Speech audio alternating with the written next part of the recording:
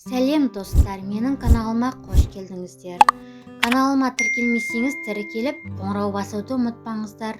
Бүгін осындай өте дәмді әрі тез, оңай дайындалатын, интернетте хит болып жатқан карамельді пирог дайындаймын.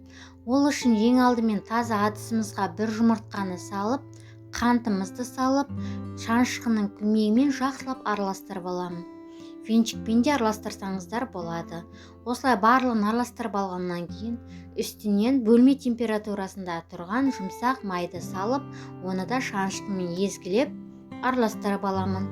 Егер де қаласаңыздар, майды ерітіп қойсаңыздар да болады.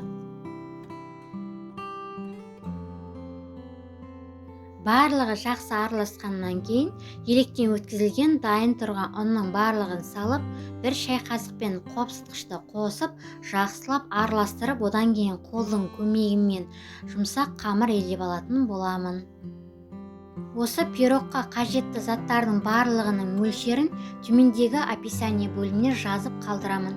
Сол жерден кіріп қараңыздар. Мінекей, дәл осындай жұмсақ, қолға жабыспайтындай қамыр шықты. Енді оны тоңазытқышқа 20 минутқа қоямын. Енді пирогтың салмасын дайындаймыз. Ол үшін ең алдымен таза ыдысқа 2 жұмыртқаны жарып, оның үстінен қажетті мөлшердегі қаймақты және де варенканы құйып, жақсылап біркелкі болғанша венчикпен араластырып аламын.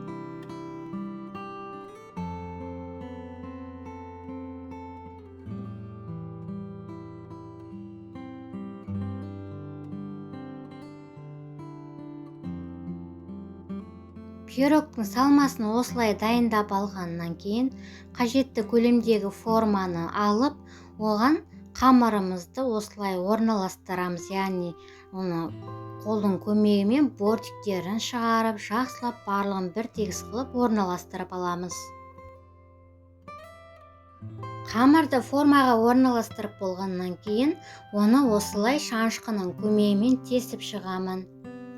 Енді дайын тұрған салманың барлығын құйып, шанышқының көмегімен пирогымыздың бортиктерін бір тегіс қылып және қызып тұрған пеште 30 минутта пісіретін боламын. Сіздер де осы рецептпен жасап көріңіздер. Егер де видео ұнаса, достарыңызбен бөлісіп, лайк басып, төменге пікір жазып, каналыма тіркелуді ұмытпаңыздар.